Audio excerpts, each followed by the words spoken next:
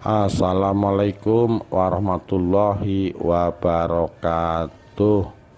Rahayu Sagung Dumadi.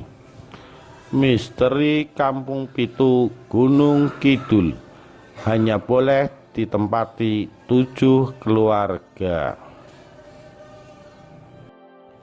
Di sisi timur Gunung Api Purba Nglanggeran terdapat sebuah kawasan sakral bernama Kampung Pitu. Memiliki peraturan unik. Kampung ini hanya boleh dihuni oleh 7 kepala keluarga, tidak boleh kurang dan tidak boleh lebih. Selain itu, mereka yang boleh tinggal dan bermukim di tanah yang terletak di Dusun Nglanggeran Wetan hanyalah turunan dari Eyang Irokromo, sosok yang pertama kali tinggal di Kampung Pitu ribuan tahun lalu. Sekilas, Kampung Pitu yang terletak di Kelurahan Nglanggeran, Gunung Kidul, daerah istimewa Yogyakarta itu seperti kampung pada umumnya, tapi dengan banyaknya cerita mistis yang mengelilinginya. Legenda Kampung Pitu berawal dari ditemukannya sebuah pohon kinagadung oleh seorang abdi keraton Yogyakarta. Ternyata di dalam pohon tersebut terdapat sebuah benda pusaka yang konon memiliki kekuatan yang sangat besar. Awalnya Kampung Pitu itu bernama Telaga Guyangan, dalam arti Jawa adalah telaga tempat memandikan ternak. Cerita tetua dan juru kunci Kampung Pitu, Rejo Dimulyo. Telaga Guyangan pun diyakini merupakan telaga yang awalnya digunakan untuk memandikan kuda sembrani, kuda gaib tunggangan para bidadari. Konon ceritanya, setiap kuda sembrani yang dimandikan di Telaga Guyangan akan meninggalkan jejak di Gunung Api Purba Nglanggeran. Dulunya para abdi dalam keraton sering mengambil telapak kaki kuda tersebut dengan doa-doa tertentu. Cerita ini dipercaya secara turun-temurun. Bahkan warga meyakini sisa tapak kaki kuda sembrani masih ada hingga saat ini. Di sekitar Telaga Guyangan sempat diadakan sayembara oleh abdi keraton. Sayembara itu berbunyi, siapa saja yang mampu untuk merawat atau menjaga benda pusaka yang terdapat di dalam pohon kinagadung akan diberi imbalan berupa tanah secukupnya untuk anak-anak keturunannya. Konon Eyang Irokromo lah yang akhirnya berhasil menjaga pohon tersebut, dan kemudian anak cucunya diperkenankan tinggal di tempat tersebut. Setelah kejadian tersebut, banyak orang-orang sakti yang berdatangan dan ingin tinggal di daerah Kampung Pitu. Namun yang bertahan hanya tinggal 7 orang, sedangkan yang lain meninggal. Sekarang pusakanya di mana ya? Enggak kelihatan, tapi ada. Gunung Nglanggeran itu kan kepalanya Gunung Merapi, jadi memang sakral. Tanahnya berbahaya, enggak semua orang kuat tinggal di sini, ungkap Rejo yang masih keturunan Eyang Irokromo. Rejo kini sudah berusia sekitar 103 tahun, tapi catatan-catatan dari beliaulah yang menjadi warisan bagi anak keturunan warga Kampung Pitu kelak. Rejo mengatakan bahwa desanya telah ada sejak 1400-an tahun lalu. Namun hal yang menarik, selama waktu yang begitu panjang, desa tersebut baru memiliki 4 juru kunci. Kalau dihitung nggak masuk akal, masa 600 tahun juru kuncinya baru 4.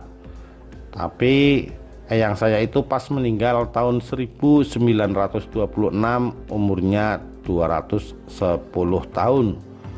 Orang dulu memang sakti mandraguna, jelas Rejo. Tidak jauh dari rumah Rejo terdapat makam kuno tempat para sesepuh dan warga Kampung Pitu disemayamkan. Dalam bahasa Jawa halus, Rejo menuturkan bahwa pantangan 7 kakak di Kampung Pitu memang sangat genting. Aturan-aturannya soal 7 kakak dan kepemilikan turun-temurun harus dipatuhi. Jika tidak, nyawa yang jadi taruhannya. Total dari 7 kakak yang menghuni ada sekitar 30 anggota keluarga. Mitos yang terus dibuktikan dengan kenyataan. Dari keunikan kampung tersebut, tidak heran banyak wisatawan yang ingin melihat langsung lokasinya. Bahkan ada beberapa pula yang kemudian memutuskan tinggal. Warga di Kampung Pitu mengaku tidak pernah melarang bila ada orang yang ingin tinggal, tapi harus siap menerima resikonya. Kalau ada orang ingin tinggal di sini, silahkan saja. Nggak ada yang ngelarang. Cuma sudah diperingatkan, nggak semua orang kuat tinggal di sini, ujar Rejo.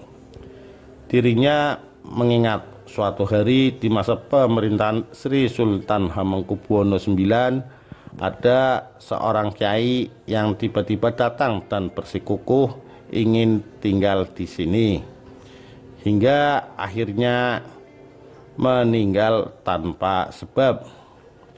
Kejadian tersebut beberapa kali terjadi hingga tidak ada lagi yang berani lagi mencoba. Pak Kiai beralasan ini tanah negara, jadi bebas ditinggali. Dia mau jadi keluarga ke-8. Saya peringatkan kalau itu melanggar adat. Dia ngeyel. Akhirnya belum selesai bangunan rumah, tiba-tiba saja dia meninggal. Nggak tahu sebabnya kenapa. Menurut Rejo, pantangan itu didasari hukum alam bahwa jumlah semesta itu ada 7. Dirinya percaya bahwa desanya adalah papan pancer alias pusat semesta. Maka dari itu keseimbangan harus dijaga. Satu-satunya cara yang bisa dilakukan orang luar untuk tinggal di Kampung Pitu adalah dengan menikahi warga sana. Selain terkait jumlah keluarga yang harus menempati, ada juga pantangan lain yang masih dipercaya oleh masyarakat Kampung Pitu hingga saat ini. Warga Kampung Pitu dilarang menyelenggarakan pertunjukan wayang, apalagi dengan lakon Raden Ongkowijaya. Semasa kecil, Rejo melihat sendiri salah satu warga digorok oleh pelaku misterius ketika kepala desanya menggelar wayangan untuk memperingati ulang tahun. Kalau punya niat macam-macam, apalagi sampai melanggar pantangan, enggak akan pulang dengan selamat. Tubuhnya mungkin pulang, tapi nyawanya entah kemana, tandas Rejo. Ekosistem Kampung Pitu yang tetap terjaga. Kampung Pitu sendiri sebenarnya bukan benar-benar kampung. Ia adalah bagian kecil dari desa. Rumah-rumah di sana berdiri berjauhan. Ini karena topografi tanah yang tidak rata dan juga batas kepemilikan tanah yang luas. Rumah-rumah di sana hampir semua berbentuk limasan Jawa, namun beberapa sudah lebih modern. Warga Kampung Pitu menjalankan syarat Islam dengan sinkretisme ajaran Jawa. Di samping rumah terdapat kandang kambing dan sapi. Mereka tidak pernah kekurangan makan. Dengan adanya peraturan adat secara teknis membuat ekosistem di Kampung Pitu sangat terjaga. Satu keluarga di Kampung Pitu rata-rata punya tanah seluas 1 hektar. Secara keseluruhan lebih banyak tanaman ketimbang bangunan buat manusia. Kampung Pitu juga bebas dari resiko polusi udara dan suara karena mata pencaharian warga adalah bertani dan berkebun, sehingga udara di Kampung Pitu sejuk dan subur. Selama ini penambahan dan pengurangan kakak dalam trah irokromo berlangsung secara organik. Seperti sudah diatur, kalau anaknya banyak biasanya cuma 1-2 yang tinggal di sini. Kalau ada yang ingin daftar kakak sendiri, biasanya ada aja yang tiba-tiba meninggal. Selalu begitu dari dulu, otomatis jelasnya. Dalino adalah satu warga Kampung Pitu yang menetap setelah menikah dengan salah satu trah keluarga irokromo. Tak mau banyak berkomentar tentang aspek mistis desa yang ia tinggali. Soal pantangan 7 kakak pun ia lebih memilih alasan yang lebih logis. Mungkin dari dulu 7 itu karena akses ke sini memang susah, apalagi hujan. Jalanan ke bawah itu jadi lumpur semua. Pas saya pindah ke sini masih zaman larangan pangan, panen cuma sekali setahun. Itu pun diganggu sama hama kera, secara ekonomis susah, terang Dalino.